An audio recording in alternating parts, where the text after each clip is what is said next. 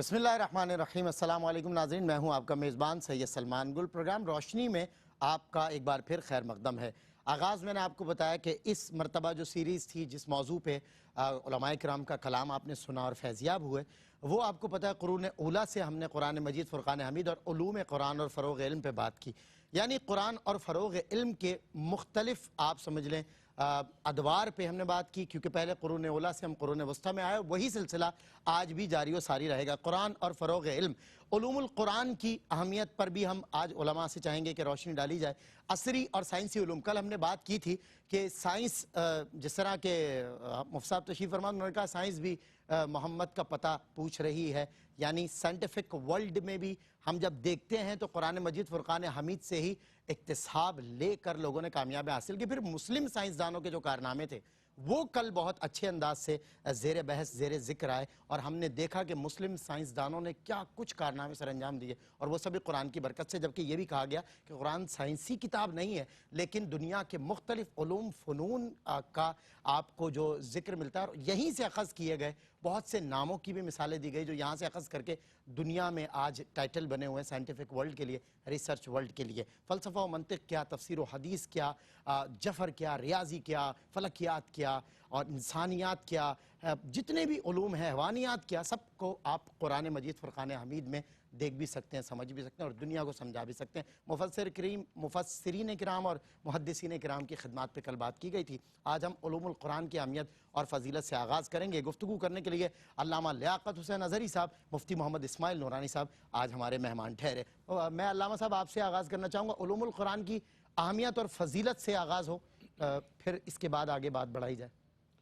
بہت شکریہ سید سلمان گل صاحب، بہت خوبصورت ابتدائی کلمات آپ نے علوم القرآن کے حوالے سے فرمائے۔ الحمدللہ الذی کفا والسلام علی عبادہ الذین اصطفیٰ۔ اعوذ باللہ من الشیطان الرجیم، بسم اللہ الرحمن الرحیم۔ ھذا بیان للناس وہدی وموعظۃ للمتقین۔ صدق اللہ مولانا العظیم۔ سبحان۔ دیکھیں، قرآن مجید فرقان حمید کے جو علوم ہیں اور ان کی جو اہمیت و فضیلت ہے وہ ایسے ہی ہے جیسے اللہ تبارک و تعالیٰ کے اس کلام کو تمام کلاموں پر فضیلت حاصل ہے۔ فضل کلام اللہ علی سائر الکلام کا فضل علی ادناکم۔ فرمایا کہ اللہ کے کلام کو ایسی ہی فضیلت حاصل، حضور صلی اللہ علیہ وسلم نے فرمایا کہ جیسے مجھے تم پر تمہارے ادنا پر فضیلت حاصل۔ سبحان اللہ۔ کہاں آقا دو جہاں صلی اللہ علیہ وسلم کی ذات اور کہاں ایک ادنا امتی ہے۔ اللہ اللہ۔ اور دوسرا کہا جاتا ہے کہ علامہ مفتی اسماعیل نورانی صاحب خود مفسر قرآن ہیں اور بہت خوبصورت تفسیر خازن کا حضرت نے ترجمہ فرمایا ہے، اور بہت یہ اعزاز کی بات ہے اس نوجوان عالم دین نے تفسیر خازن کا ترجمہ کیا ہے، اور بڑا اللہ پاک نے ان کو اعزاز عطا فرمایا۔ سبحان اللہ۔ تو کہا جاتا ہے، ہمارے یہاں مقولہ ایک ہے کہ کلام الملوکی ملوک الکلام، واہ، کہ جو بادشاہوں کا کلام ہوتا ہے وہ کلاموں کا بھی بادشاہ کلاموں کا بھی بادشاہ۔ تو جو بادشاہوں کے بادشاہ کا کلام ہوگا اس کا مقام اور مرتبہ اور اس کا کیا اعزاز و اکرام ہوگا۔ سبحان اللہ۔ اسی طرح پھر جہاں اللہ تبارک و تعالیٰ کے کلام کو اتنی فضیلت اور اتنی اہمیت حاصل ہے، تو قرآن سے منسلک جتنے علوم ہوں گے قرآن کے پڑھنے والے کو، پڑھانے والے کو بھی فضیلت حاصل۔ نبی کریم صلی اللہ علیہ وسلم نے فرمایا کہ خیرکم من تعلم القرآن وعلمہ۔ فرمایا تم میں بہترین وہ ہے، اعلیٰ وہ ہے، خیر وہ ہے، فرمایا یا تو وہ قرآن پڑھانے والا ہو، یا تو قرآن سیکھنے والا ہو، یا قرآن سکھانے والا ہو، یا قرآن پڑھنے والا ہو، یا قرآن پڑھانے والا ہو۔ تو جو اس کے ساتھ منسلک ہوتا جائے گا۔ ایک اور حدیث پاک کے اندر نبی صلی اللہ علیہ وسلم نے سیدنا ابو ذر غفاری رضی اللہ تعالیٰ عنہ سے کہا کہ یا ابا ذر۔ اور ایک اور بات سلمان میں بھی کہوں کہ ایک چیز آپ دیکھتے ہیں آج کل ماشاءاللہ بچے کی زبان پر ہے، لبیک یا رسول اللہ، لبیک یا رسول اللہ۔ اچھا، یہ جو لفظ لبیک یا رسول اللہ ہے یہ کوئی نئے لفظ نہیں ہے، کوئی نیا کوئی اختراع نہیں ہے، کوئی نئی چیز نہیں ہے کہ آج کوئی 1400 سال کے بعد پیدا ہو گئی۔ کہ علامہ مفتی صاحب بیٹھے ہوئے ہیں، احادیث طیبہ کے اندر صحابہ کرام کا یہ مزاج تھا، اللہ کے نبی صلی اللہ علیہ وسلم کسی کو آواز دیتے، یا ابا ہریرہ یا ابا ذر، لبیک یا رسول اللہ، لبیک و سعدیک یا رسول اللہ، یا رسول اللہ ہم حاضر ہیں، فداک ابی و امی یا رسول اللہ، یا رسول اللہ ہمارے ماں باپ آپ پر فدا ہو جائیں۔ تو یہ انداز تکلم تھا صحابہ کرام کا نبی صلی اللہ علیہ وسلم کی بارگاہ میں جواب دینے کا۔ تو حضور نے فرمایا ابا ذر، لبیک یا رسول اللہ. حضور نے فرمایا کہ ابو ذر تو اس حال میں صبح کرے کہ فتعلم آیۃ من کتاب اللہ خیر لک ان تصلی 100 رکعت. میں نے کہا نا کہ جو منسلک ہو جائے گا، پڑھنے والا، پڑھانے والا، تلاوت، علوم، ہر چیز، فرمایا اس حال میں صبح کرے کہ قرآن کی ایک آیت کو تو سیکھ لے. فرمایا کہ 100 رکعت یعنی نوافل ادا کرنے سے زیادہ افضل و اولا ہے. سبحان اللہ. پھر جو چیز قرآن سے متعلق ہوگی، قرآن کو سیکھنے کے لیے مثال کے طور پر ہم جب مدارس دینیہ کے اندر جاتے ہیں تو سب سے پہلے ہم صرف پڑھتے ہیں، سب سے پہلے نحو پڑھتے ہیں. قرآن کہتے ہیں یہ کیوں علم پڑھ رہے ہو بھائی، یہ صرف کا نحو کا کیا تعلق ہے؟ کہتے ہیں یہ علم عالی ہے، علم عالی تک پہنچنے کے لیے. کیا بات. یہ اعلیٰ اور سیڑھی ہے. اصل جو ہے عالی علم جو ہے وہ قرآن اور حدیث کا علم ہے. تو صرف کے علوم کو کہا جاتا ہے الصرف ام العلوم والنحو ابوہا. کہتے ہیں صرف تمام علوم کی ماں ہے اور نحو اس کا باپ، یعنی بنیاد، فاؤنڈیشن اسی سے ہوتی ہے. بھائی کیوں؟ کہتے ہیں قرآن کی فہم کے لیے. تو علم تجوید کو دیکھیں آپ، اسباب نزول کو دیکھیں آپ، محکم و متشابہات کی آیات کے حوالے سے دیکھیں آپ، ناسخ و منسوخ کے حوالے سے دیکھیں آپ. قرآن سے منسلک جتنے بھی علوم ہیں ان کو تمام علوم اسلامیہ کے اندر سب سے زیادہ تقدم، فضیلت و اہمیت حاصل ہے. اور جو اس کے پڑھانے والے ہیں ان کو اللہ تبارک و تعالی نے فضیلت و اہمیت عطا فرمائی. بہت خوب علامہ صاحب، ماشاءاللہ. مفتی صاحب قبلہ، عصری علوم کی بات کرنا چاہتا ہوں کہ یہ عصری اور سائنسی علوم جو ہیں، ہم کہتے ہیں جدید دور کا جدید تعلیمی نصاب، کیا یہ بھی فضیلت کا باعث ہیں یا اسلام کے اس حوالے سے کچھ تحفظات ہیں، کچھ پروٹیکشنز ہیں؟ کیا فرماتے ہیں؟ بسم اللہ الرحمن الرحیم. اللہم صلی علی سیدنا و نبینا مولانا محمد مبارک وسلم. بہت ماشاءاللہ خوبصورت بنیاد فراہم کی ہے آج کے اس پروگرام کے لیے، بہت قوی دلائل کے ساتھ قرآن و سنت کی روشنی میں علوم القرآن. اور اس کے ساتھ ساتھ میں سمجھتا ہوں بڑا خوبصورت جو اضافہ کیا کہ علوم القرآن کے ساتھ معلم القرآن کو بھی، سبحان اللہ، کیونکہ ظاہر ہے علوم القرآن افضل ہوں گے تو معلم القرآن کی بھی فضیلت ہوگی. بہت خوبصورت میں سمجھتا ہوں کہ توجہ دلائی قبلہ نے دلائل کے ساتھ. تو اسی سے آگے بڑھ کر جب عصری علوم پر بات آتی ہے اور بہت سے لوگ اس کو قرآن و سنت سے اس کا ربط قائم کرنے میں تردد کرتے ہیں یا سوالیہ انداز میں دیکھتے ہیں کہ بھلا یہ فلاں فلاں جو علوم ہیں، علوم عصریہ یا جدید، تو کیا اس کا بھی کوئی دین سے یا قرآن و سنت سے کوئی تعلق ہے؟ یا ایک خواہ مخواہ کی غلط فہمی اسلام کے بارے میں، علماء کے بارے میں، کہ یہ شاید منع کرنے والا گروپ ہے، گروہ ہے، یہ منع کرتے ہیں جدید علوم سے. اس طرح کی بہت سی غلط فہمیاں معاشرے میں پھیلی ہوئی. اچھا، یہ کمپیریٹیو ڈیفرنس قائم بھی کیا جا رہا ہے؟ بالکل جی، یہ الگ ہیں، یہ الگ ہے. چلیں، اگر کوئی الگ الگ بھی کہتا ہے تو ایک الگ بات ہے، لیکن جہاں تک تعلق ہے اسلام کا حوصلہ افزائی کرنا، قرآن مجید کا اس کا حوصلہ افزائی کرنا یا اس کو ڈینائی نہ کرنا، اس کی مخالفت نہ کرنا، یہ ایک الگ چیز ہے. ٹھیک ہے، دو چیزیں الگ الگ ہو سکتی ہیں، پاسبل ہے. ٹھیک ہے، لیکن اسلام اس کی حوصلہ افزائی ضرور کرتا ہے. ہمارا دین جدید علوم اور جو بھی جس زمانے کے اندر مروج جو چیزیں ہیں اس کو پروموٹ کرتا ہے، اس کی پوری حوصلہ افزائی کرتا ہے. ہاں، یہ ضرور ہے کہ اس کے لیے ایک ڈائریکشن بتاتا ہے، ایک طریقہ بتاتا ہے. اسی کو اگر ہم کوئی اور شخص تحفظات کا نام دیتا ہے تو ایک الگ بات ہے، ورنہ فی نفس علم کے ساتھ تحفظات نہیں ہیں. اب ذرا دیکھیں قرآن مجید کی روشنی میں کہ اللہ رب العالمین نے ایک ایسی علم کے میدان میں وسعت دی ہے لوگوں کو کہ قدیم ہو یا جدید ہو. اللہ فرماتا ہے کہ وَعَلَّمَ آدَمَ الْأَسْمَاءَ كُلَّهَا، سبحان کلہا. اللہ نے سارے کے سارے نام سکھا دی. اسما جو ہے نا، یہ علم اللغت کی طرف اشارہ ہے، کیونکہ چیزوں کا نام پتہ ہوگا تو کوئی جملہ اور مرکب بنے گا نا. ہر چیز کا نام کیا ہے. اللہ فرماتا ہے وَعَلَّمَ آدَمَ الْأَسْمَاءَ، اللہ نے تمام اشیاء کے نام سکھا دیے. اور آگے کلہا کا لفظ ہے، یعنی کہ سب کے سب نام سکھا دیے. اس میں ایک اشارہ ہمیں ضرور ملتا ہے کہ اس وقت تک جتنی چیزیں تھیں، کیونکہ بہت سی تو پیدا بھی نہیں ہوئی تھی، اس وقت چیزیں بھی قلیل تھیں، تو حضرت آدم کی علمی فضیلت پھر کیسے ظاہر ہوگی کہ اتنی قلیل چیزوں کا علم سکھایا. اس کا مطلب ہے کہ کلہا کہہ کر اللہ نے بعد میں آنے والی چیزوں کی طرف بھی ایک لطیف اشارہ فرمایا، ورنہ تو اس وقت تک تو چیزیں بھی قلیل تھی. علمی برتری کیسے ظاہر ہوگی؟ پنہا ہیں علوم، کتنے پنہا ہیں. تو حضرت آدم علیہ السلام کو تمام چیزوں کے نام سکھا دیے. یہ گویا اس کی نسبت اللہ نے ایک نبی کے ساتھ کر دی اور اپنی طرف نسبت دے دی وعلمہ کہ اللہ نے سکھایا ہے. تو سارے علوم وہی سے تخلیق پائے ہیں. بالکل خالق علم وہی ہے، علیم بھی وہی ہے، علوم کا خالق بھی وہی ہے. اس لیے کوئی بھی علم فی نفسی خدا نخواستہ قابل نفرت ہو ہی نہیں سکتا نا. علم کا خالق اللہ ہے. واہ، یعنی امپورٹنس ہے ہر علم کی، ہر علم کی اپنی ایک اہمیت ہے. ہاں ترتیب درجات ہو سکتا ہے، شخصیات میں ہوتا ہے، جگہوں میں تفاوت مراتب ہوتا ہے، کوئی جگہ کسی سے افضل ہے، انسان افضل اور مفضول ہوتے ہیں. عصری علوم کے جو علم حاصل کر لینے والے ہیں ان میں بھی ہوتا ہے، انجینئر، ڈاکٹر، بالکل ایسا ہے، بالکل ایسا ہے. اچھا یہ تو قرآن کے اشارے ہیں. قرآن نے تو پھر ان علوم کی طرف بہت لطیف اشارے بھی کیے ہیں، چاہے فلکیات ہو، سائنس ہو، ارضیات ہوں یا اور دیگر طبعیات ہو، حیاتیات ہوں، قرآن نے بیان بھی کیا اور اشارے بھی دیے. اور اس کے علاوہ دیکھیں احادیث میں اللہ کے رسول صلی اللہ علیہ وسلم حوصلہ افزائی فرماتے تھے جدید چیزوں کے حوالے سے. مثلا اس زمانے میں جو زبان تھی سریانی زبان رائج تھی عربی کے بالمقابل.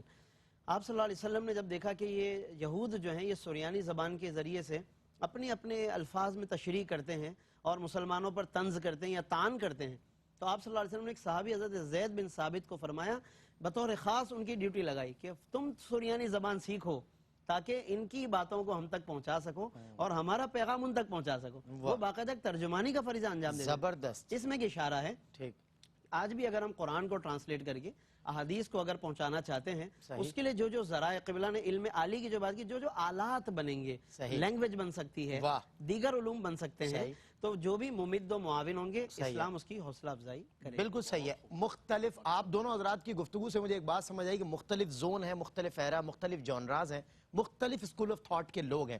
ان کو پڑھانے کے لیے مختلف ظاہر ایکسپرٹس کی ضرورت ہوتی ہے اور وہ سب اکتساب اگر قرآن سے کریں جیسے کہ آپ حضرات نے گفتگو کی. اور کل میں نے کہا تھا یہ جو سائنس کی دنیا ہے، اس سائنس کی دنیا کو بھی سائنٹسٹ بننے کے لیے سب سے پہلے قرآن دعوت دیتا ہے. قل سیروا فی الارض کہہ کے تسخیر کائنات کا حکم کر کے. بریک کے بعد ہوتی ہے ملاقات. ویلکم بیک ناظرین، آپ کا خیر مقدم ہے ایک بار پھر پروگرام روشنی سب کے لیے.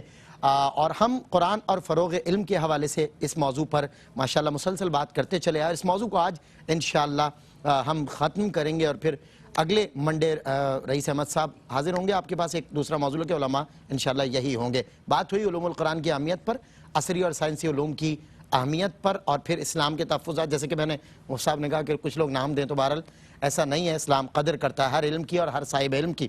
علوم القرآن کا اطلاق کن علوم پر ہوتا ہے اور کن معنی میں ہوتا ہے، یہ میں علامہ لیاقت حسین نظری صاحب سے پوچھنا چاہتا ہوں. دیکھیں علوم القرآن تو اتنے زیادہ ہیں. وَنَزَّلْنَا عَلَيْكَ الْكِتَابَ تِبْيَانًا لِكُلِّ شَيْءٍ. رب کائنات فرماتا ہے کہ ہم نے قرآن کو جو نازل کیا ہے اس اعتبار سے کہ ہر چیز کا روشن بیان ہے اس کے اندر. ٹھیک. سید المفسرین سیدنا عبداللہ بن عباس رضی اللہ تعالیٰ فرماتے ہیں کہ جمیع العلم فی القرآن لیکن تقاصر عنہ افہام الرجال. فرمایا قرآن کے اندر تو اتنے علم ہیں کہ ہماری عقلوں کی پرواز وہاں تک نہیں ہے. ہماری عقلیں، ہمارا ذہن قاصر ہے قرآن کے تمام علوم کو ہم حاصل کر سکیں. اس پر ہمارے علماء کرام نے کام کیا. علامہ زرخشی علی رحمہ نے البرہان فی علوم القرآن 43 علوم کا ذکر فرمایا. اور الاتقان فی علوم القرآن علامہ جلال الدین سیوطی رحمۃ اللہ تعالیٰ نے تقریباً 80 علوم ذکر کیے جو قرآن مجید فرقان حمید کے اندر ہے.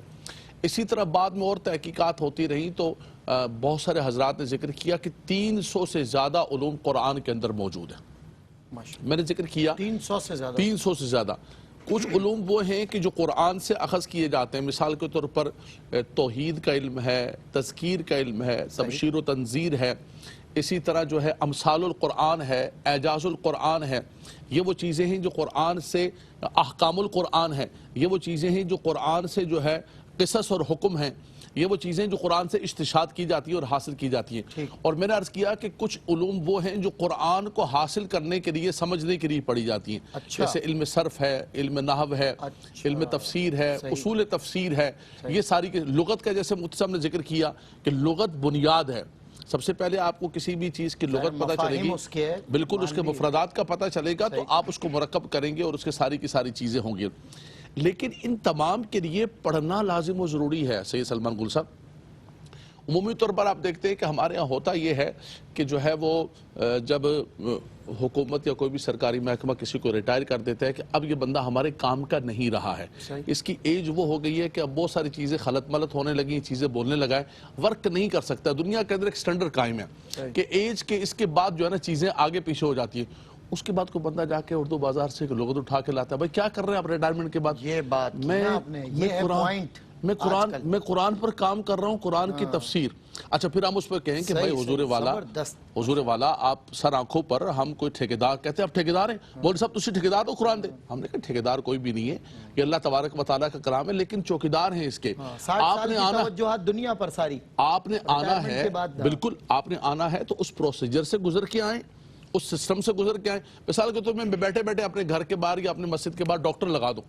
میں نے اگر مثال کے طور نہ MBBS کی ہے نہ میں نے PhD ڈاکٹر کی ہے، میں وکالت کا کچھ لگا دوں تو ہر ڈاکٹر آ کے میرے پہ ناراض ہوگا، وکیل بھی ناراض ہوگا کہ علامہ صاحب کہاں سے کی ہے. لیکن آپ قرآن اور دین کے اندر ہر بندہ چاہتا ہے کہ میں تباہ آزمائی کروں. کیجئے، آپ تباہ آزمائی کیجئے، لیکن آپ اس سسٹم سے گزر کے آئیں، ان علوم کو پڑھ کے آئیں، وہ جو علوم عالی ہیں قرآن مجید فرقان حمید کی فہم کے لیے. جیسے مفتی صاحب قبلہ نے بہت خوبصورت ذکر فرمایا کہ جتنی زبانیں ہیں مثال کے طور پر قرآن مجید فرقان حمید کے اندر بھی اختلاف السان اور الوان کا ذکر کیا گیا ہے کہ یہ جو اللہ نے سب لوگوں کو مختلف رنگ دیے ہیں اور اللہ تبارک و تعالی نے مختلف زبانیں دی ہیں، یہ سب اللہ کی قدرت کی نشانیاں. تو کوئی بھی زبان کے اندر آپ انگلش زبان میں، فرینچ زبان میں، جرمن میں، فارسی میں، ترکی میں، کسی بھی زبان کے اندر کیا کہتے ہیں اس کو مبلغ اسلام علامہ شاہ عبدالعلیم صدیقی میرٹھی رحمۃ اللہ تعالیٰ علیہ، آپ افریقہ کے اندر جاتے، فرنچ زبانوں کے اندر، انگلش کے اندر، دنیا کی کتنی زبانوں میں آپ دیکھیں کہ خطے خطے کے اندر، علاقے کے اندر ان کی یادگار مساجد ملے گی، مدارس ملے گی، ان کا کام ملے گا جن کو مسلمان کیا. کہ کیسے ہوا؟ قرآن اتارے. کیسے ہوا؟ کہ انہوں نے ان زبانوں کو سیکھا، ان زبانوں کو سیکھ کر وہ زبان کے اندر. تو زبان کوئی بری نہیں ہے، آپ اس کو علم عالی کے طور پر قرآن کو سیکھنے کے لیے کر سکتے ہیں. یعنی قرآن کے متراجم کو اور فہم کو ٹرانسفارم کر کے لوگوں تک منتقل کرنا. لیکن شاہ عبدالعلیم صدیقی میرٹھی رحمۃ اللہ تعالیٰ علیہ پہلے انہوں نے اللہ کا دین پڑھا، اس سارے سسٹم سے گزر کے آئے، اس کے بعد زبانیں سیکھیے، اس راہ پر آئیے اور قرآن کی خدمت بھی ہوگی آپ کی. اور یہ خدمت ایسی ہے، خدمت قرآن پاک کی وہ لاجواب کی، راضی رضا سے صاحب قرآن ہے آج بھی. اس سے بڑھ کر دنیا کے اندر کوئی خدمت نہیں. بہت خوب علامہ صاحب. اچھا میں مفتی صاحب ابھی عصری علوم کی ہم نے بات کی، ظاہر ہے عصر حاضر کو کیسے بندہ اگنور کر کے بات کرے. عصری علوم پر قرآنی علوم کس انداز سے اثر انداز ہوتے ہیں یا ہو سکتے ہیں؟ بسم اللہ الرحمن الرحیم. دیکھیں بنیادی طور پر جیسا کہ قبلہ نے بھی گفتگو میں ارشاد فرمایا کہ قرآن مجید کئی علوم کا منبع اور سرچشمہ ہے. ٹھیک ہے. یہ ایک ایسی بنیادی حقیقت ہے جیسا کہ وَعَلَّمَ آدَمَ الْأَسْمَاءَ كُلَّهَا سے بھی ہمیں ایک واضح طور پر اشارہ ملتا ہے. اللہ رب العالمین چونکہ خالق کائنات ہے، اس کائنات کے اندر مخلوق بھی اللہ نے پیدا کی، اس مخلوق کی جتنی ضرورت ہو سکتی تھی نا وہ بھی پھر اللہ ہی نے تخلیق فرمائی. سبحان اللہ. اسی لیے قرآن مجید کو اللہ نے منبع اور سرچشمہ بنا دیا، بنیاد بنا دیا، تاکہ اسی سے ساری نہریں علوم کی جاری ہوتی رہیں. صحیح. حضرت عبداللہ ابن مسعود رضی اللہ تعالیٰ عنہ کا ایک بڑا خوبصورت قول ہے، فرماتے ہیں کہ علیکم بالقرآن، تم پر قرآن لازم ہے. واہ. قرآن کے ساتھ دامن اس کا تھام کے رکھو. کیوں؟ فَإِنَّ فِيهِ عِلْمَ الْأَوَّلِينَ وَالْآخِرِينَ. اللہ کیونکہ اس قرآن میں اولین و آخرین کا علم سمو دیا گیا ہے. سبحان اللہ. تو اولین میں تو سب آ گئے پہلے والے، آخرین میں بعد والوں تک آتے ہی رہیں گے سارے کے سارے. یعنی کتنا جامع قول ہے ان کا. ابد. بالکل. تو ہمیشہ قرآن مجید سے بہت سی چیزیں اخذ کی جاتی رہیں گی. ٹھیک ہے. اور یہ قرآن مجید کا ایک بہت گہرا اور واضح اثر ہے کہ جو آج بھی سائنسدانوں کو حیران کر دیتا ہے کہ جو بات آج ہم اتنی تحقیق سے کر رہے ہیں وہ پہلے کی جا چکی ہے. اس پر مغز ماری کر کے ہم پہنچتے ہیں کسی نتیجے تک. اور وہی بات کہ پہلے سے موجود ہوتا ہے اشارہ. بالکل. پھیلائے ہوئے گوشے دامان تجسس، سائنس محمد کا پتہ پوچھو. سائنس بھی محمد. یعنی اب پہنچ کر دروازہ کھولتے ہیں نا، وہاں پہلے سے قرآن مجید کی آیت سامنے روشن نظر آ رہی ہوتی ہے. قرآن مجید نے ایک جیسے اشارہ فرمایا، یہ تو آج سارے طیارے ہوائی جہاز اڑ رہے ہیں اور ٹرینیں چل رہی ہیں اور بڑے بڑے گاڑیاں ہیں اور ہم اس میں سفر بھی کر رہے ہیں اور فیضیاب بھی ہو رہے ہیں.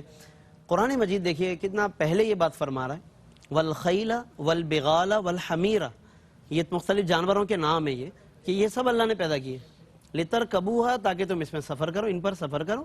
وزینتاً، اور یہ تمہارے لیے باعث زینت بھی ہے. اس زمانے کی ایک زینت کا طریقہ بھی یہی تھا، جیسے آج کسی کے پاس گاڑی ہوتی ہے تو وزینتاً بھی اللہ نے فرما دیا. لیکن آگے اشارہ ہے وَيَخْلُقُ مَا لَا تَعْلَمُونَ، اور اللہ ابھی تو وہ تخلیق کرے گا جو تمہیں پتہ بھی نہیں. کیا بات ہے. اس کی تفسیر میں علماء نے لکھا، اور خاص طور پہ صدر الافاضل اور مولانا نعیم الدین مراد آبادی رحمۃ اللہ تعالی علیہ نے لکھا کہ اللہ رب العالمین نے یہ ایسا لطیف اشارہ فرمایا وَيَخْلُقُ مَا لَا تَعْلَمُونَ کہ رب وہ پیدا کرے گا جو تم نہیں جانتے. تو فرماتے ہیں جیسے آگے لکھتے ہیں جیسے آج بحری جہاز، ہوائی جہاز، اور ساری انہوں نے مثالیں لکھ دی اس آیت کی تفسیر میں خود لکھی. طائران جناح میں تیری گفتگو، ہائے ہائے ہائے کیا بات ہے. ہم تو سب قرآن نے بہت خوبصورت تخلیق کر کر تھکتے ہیں اور اللہ کی تخلیقات دیکھتے ہیں تو بولتے ہیں تو پہلے ہی. بالکل ہے. سورۃ النحل کے اندر ایک آیت ہے اللہ فرماتا ہے الم یروا الی الطیر مسخرات، کیا لوگ دیکھتے نہیں ہیں پرندوں کی طرف مسخرات، کیسے یہ تابع فرمان ہے اللہ، فی جوف السماء، فضائے آسمان کے اندر یہ کیسے کسی کے تابع ہو کر اڑ رہے ہیں، محو پرواز ہیں.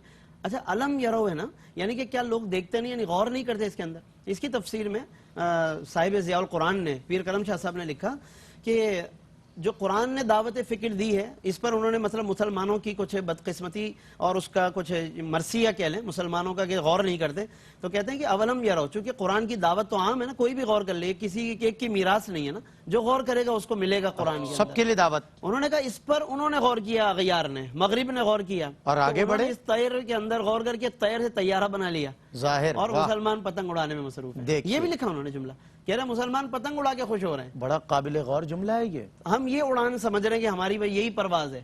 صحیح ہے. تو وہی بات ہو گئی نا کہ پرواز ہے دونوں کی اسی ایک فضا میں، لیکن کرگس کا جہاں اور ہے، شاہی کا جہاں اور ہے. کیا ہمیں شاہی بننا تھا جو قرآن نے ہمیں بتایا تھا. تو قرآن کے واضح اثرات ہیں تمام علوم پر. علم اور ہمیں یہ یاد دلایا شاہین بار بار بیچارے علامہ اقبال نے، لیکن ہم نے اس لفظ شاہین کی بھی قدر نہیں کی. ہم نے کہا علامہ کا ہاں علامہ کا شاہین بھی وہی شاہین ہے، اس سے ہمارا کیا. ایک بات بس یہاں پر یہ عرض کروں گا، اثرات تو بہت واضح ہیں، بس ہمیں اس کام کی ضرورت ہے. لیکن اس کے ساتھ ساتھ ہوتا یہ ہے کہ بعض اوقات جب جدید علوم کا کسی پر غلبہ ہوتا ہے تو وہ اگر وہ کہتے ہیں نا بمصطفیٰ برساں خیش کہ حضور سے اپنا تعلق جوڑے رکھنا، تبھی یہ سارے علوم نفع بخش ہوں گے. ورنہ بعض اوقات جب اس کا غلبہ زیادہ ہو جاتا ہے تو آدمی پھر قرآن مجید سے دور ہو کر الہاد و بے دینی کی طرف بالکل جاتا صحیح بات. ہے. جیسے بعض لوگ سائنس اور ٹیکنالوجی پر فخر کرتے ہیں اور زبان درازی پر رؤیت ہلال کے مسئلے میں کہتے ہیں جی ہمیں پتہ ہے کہ سائنس کیا ہوتی ہے اور چاند کیسے دیکھا جاتا ہے. یہ زبان درازی بھی انسان کے اندر آتی ہے. جس کو علامہ اقبال نے کہا تھا کہ میں سمجھتا تھا کہ لائے گی فراغت تعلیم، کیا خبر تھی کہ چلا آئے گا الہاد بھی ساتھ. کیا وہ الہاد و بے دینی جو آئی، یہی ساری بات، وہ الہاد جو آیا ہے سارا کا سارا، اس نے وہ تباہی مچائی افکار کی دنیا کے اندر. صحیح بات. لہٰذا اس افکار کی دنیا میں جدید علوم بھی بے شک رہیں اور قدیم علوم بھی آپ ساتھ رکھیے، لیکن اس کے اندر آپ کی اپنی انسانیت کہیں نہ گم ہو جائے. بالکل آپ کے اندر جو اعتدال ہونا چاہیے مزاج کے اندر اور اخلاق کے اندر، وہ کہیں بھی ادھر ادھر پامال نہ ہو. یہ ہمارے دین اسلام کے بڑے بڑے اکابر علماء اسکالرز جو صحیح معنی میں قائم رہے رسول پاک صلی اللہ علیہ وسلم، انہیں پھر قرآن فیضیاب کرتا ہوا نظر آتا ہے. ورنہ پھر یہ قرآن بے نیاز ہے، اللہ بے نیاز ہے، قرآن بھی بے نیاز. بالکل صحیح. اور ایک دوہرا معیار جو ہماری زندگی کا معمول اور لازمی جز بن چکا ہے کہ جدید تعلیم کی طرف جو ہمارا بچوں کے لیے دھیان ہے، میں اس سے ڈینائے نہ مفتی صاحب نے کیا، نہ علامہ صاحب نے کیا، نہ ہم کرتے ہیں، نہ اسلام کرتا ہے. لیکن آپ کے جدید تعلیم حاصل کرنے والے بچے آپ کے جو والدین کے ادب و احترام کے اور معمولات زندگی کے آداب کے جو تقاضے اور ریکوائرمنٹس ہیں ان پر کتنا پورا اترتے ہیں. اور وہ بچے جو اسلامی تعلیم حاصل کرتے ہیں یا جدید اسلامک لرننگ پروگرامز میں کہیں جوائن کیے ہوئے ہیں، ان بچوں میں تہذیب کتنی ہوتی ہے، ان بچوں میں اخلاق کتنے ہوتے ہیں، وہ کہیں اخلاقی گراوٹ کا شکار نہیں ہوتے. تو سمجھنا پڑے گا کہ جو علم بھی قرآن اور حدیث اللہ اور اس کے رسول کے تابع ہوگا، اسی علم میں آپ کو زندگی کی بھی فلاح، کامیابی، روشنی نظر آئے گی اور آخرت تو خیر سنور ہی جائے گی. بریک کے بعد پھر کرتے ہیں آپ سے ملاقات. خوش آمدید ناظرین، آپ کا خیر مقدم ہے ایک بار پھر. اور قرآن اور فروغ علم، آج اس سیریز، اس موضوع سے ریلیٹڈ جو یہ سیریز تھی اس کا آخری روز ہے اور آخری سیگمنٹ میں ایک بار پھر آپ کو خوش آمدید کہتا ہوں. علامہ لیاقت حسین اظہری صاحب، قرآن کے علوم پر بڑی سیر حاصل آپ نے گفتگو فرمائی، دلائل کے ساتھ ماشاءاللہ ہمیں سمجھایا. قرآنی علوم کیا محدود ہیں، متعین ہیں، یا میں ایسے بھی علوم ہیں قرآن میں جو مطلب اس لیمیٹڈ زون سے نکل کر ہم تک نہیں پہنچ سکے، یعنی پوشیدہ ہے، چھپے ہوئے ایسے بھی کوئی علوم ہیں؟ ارشاد فرمائیں ذرا. جی کیونکہ مفتی صاحب نے بہت خوبصورت استشہاد فرمایا اور حضور صدر الفاضل علی رحمۃ الرحمن کا حوالہ دیا خاص طور پر کہ چیزوں کا ذکر کرنے کے بعد رب کائنات نے فرمایا وَيَخْلُقُ مَا لَا تَعْلَمُونَ، فرمایا ابھی تو وہ چیزیں ہیں کہ جن کو تم جانتے ہی نہیں ہو، اللہ اکبر، جن جو چیزوں قرآن کے میں بارے میں بالکل موجود ہے، جن کا راز ابھی تک کھلا نہیں ہے۔ اچھا، اور میں نے وہ شعر پڑھا حضرت عبداللہ بن عباس رضی اللہ تعالیٰ، تقاصر عنہ افہام الرجال، فرمانا ہمارے ذہن ابھی وہاں تک پہنچے ہی نہیں ہیں۔ سید المفسرین جن کو آقا دو جہاں صلی اللہ علیہ وسلم نے جو ہے قرآن کا علم عطا فرمایا اور قرآن مجید فرقان حمید کے علم کے لیے دعا فرمائی، جیسے مولا کائنات کو علم کا ایک وہ دروازہ بنایا شہر کا، اسی طرح سید المفسرین کو عطا فرمایا، عبداللہ بن مسعود کو عطا فرمایا۔ سبحان تو یہ آقا دو جہاں صلی اللہ علیہ وسلم کے عطا کردہ اس بارگاہ کے ایک طالب علم کہتے ہیں کہ قرآن کے علوم تو بہت آگے، لیکن بنیادی چیز یہ ہے کہ ہم نے آج جو ہے وہ قرآن سے دوری اختیار کر لی ہے۔ دیکھیں آپ جیسے بار بار ہم اس چیز کا ذکر کر رہے ہیں کہ اس کے اندر کوئی چیز نہیں ہے۔ پہلے ہمارے مدارس ہوا کرتے تھے، اس کے اندر جدید و قدیم دونوں تعلیمیں پڑھائی جاتی تھی۔ بعد میں فرنگی آیا، انگریز آیا، اس نے مسلمانوں کو تقسیم کیا، ہر چیز کو تقسیم کیا، معاشرے کو توڑا، مسلمانوں کی سوسائٹی کو توڑا، اسی طرح مسلمانوں کے اداروں کو اس نے توڑا۔ پہلے اداروں کے اندر جدید و قدیم دونوں تعلیمیں پڑھائی جاتی تھی، دونوں چیزیں سکھائی جاتی تھی، اور مسلمانوں کا بچہ ایک جو ہے جدید و قدیم سے لیس ہو کر دنیا کے اندر نکلتا تھا۔ اس کو کالج کے اندر اور مدرسے کے اندر تقسیم کر کے ایک دیوار بنا دی اور فرق بنا دیا کہ یہ کالج یونیورسٹی کا پڑھا ہوا ہے اور یہ جو ہے خاص طور پہ یہاں تک پڑھا ہوا ہے۔ اچھا چلے ٹھیک ہے جی، آپ پڑھے ہوئے ہیں، آپ کو اللہ تبارک و تعالیٰ نے اگر یہ چیز عطا فرمائی تو آپ کیجئے ملک و قوم کی خدمت۔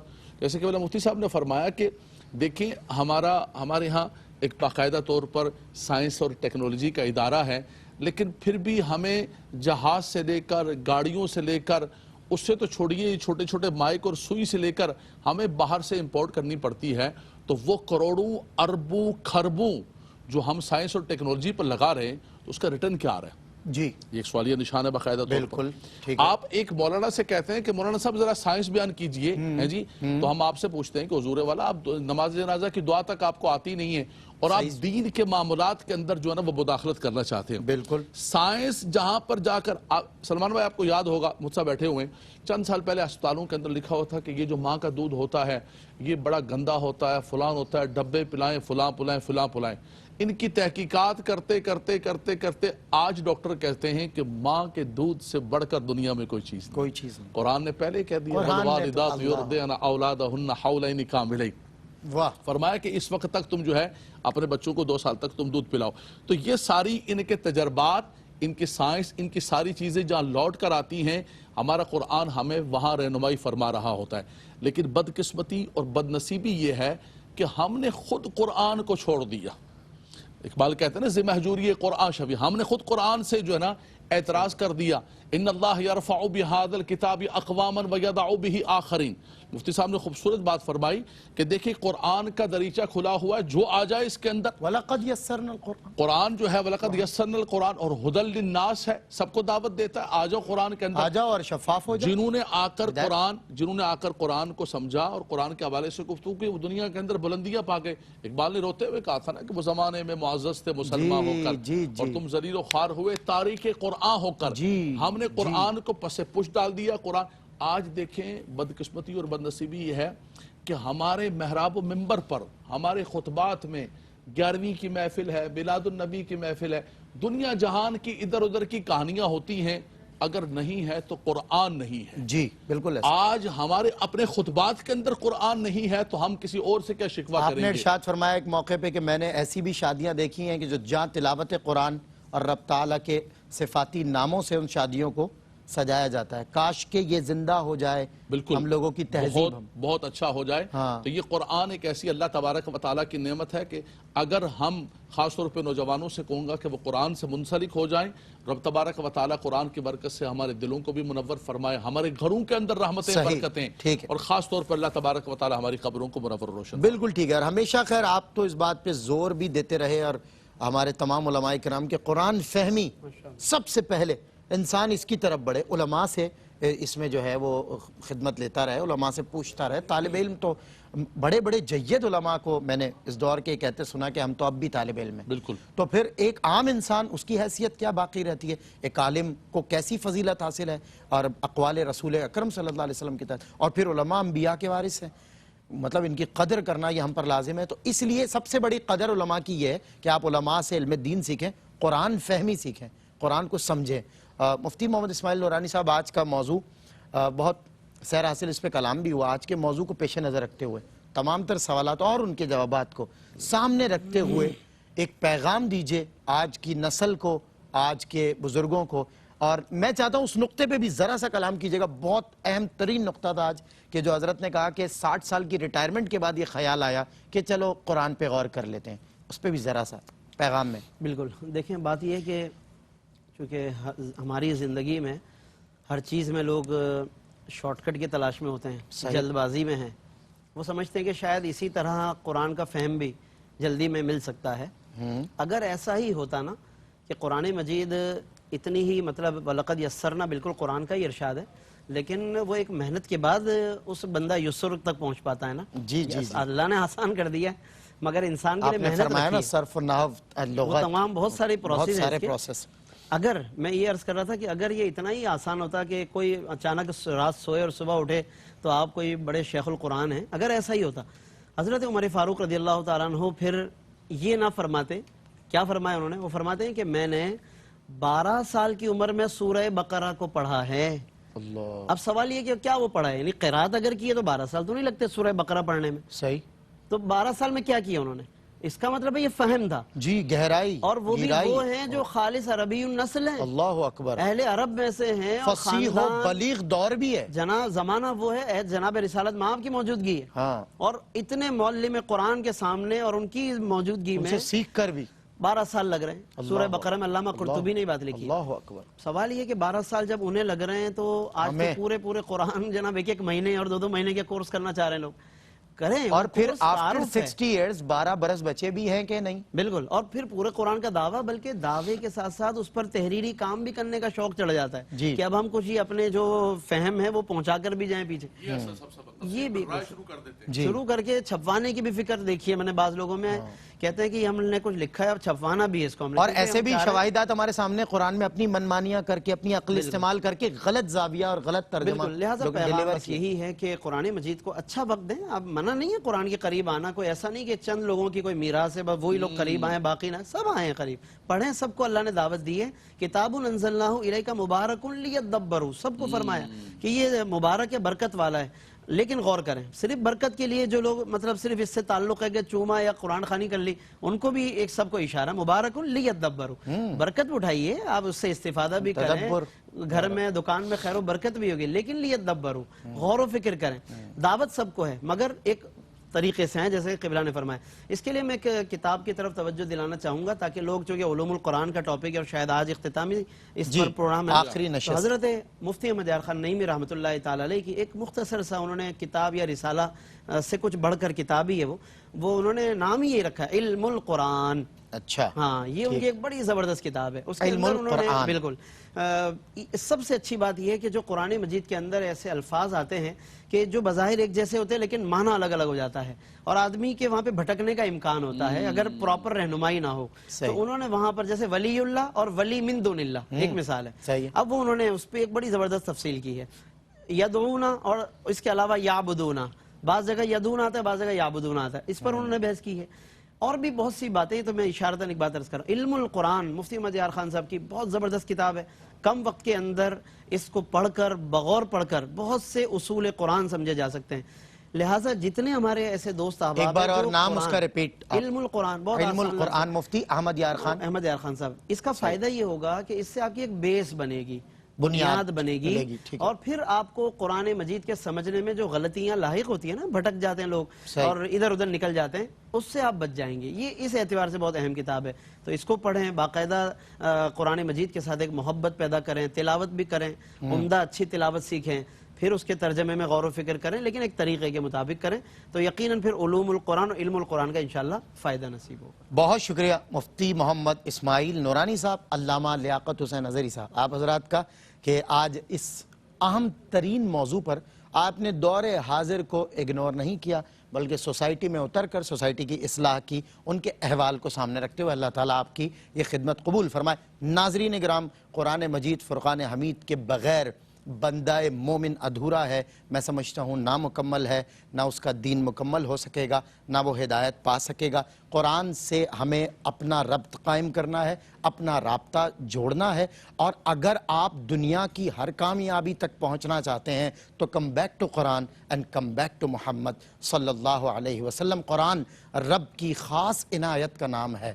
قرآن نظم و ضبط شریعت کا نام ہے، قرآن ایک زندہ حقیقت کا نام ہے، قرآن زندگی کی ضرورت کا نام ہے، قرآن ایک کتاب الہی جہاں میں ہے، قرآن کے بغیر تباہی جہاں میں ہے۔ السلام علیکم ورحمۃ اللہ وبرکاتہ۔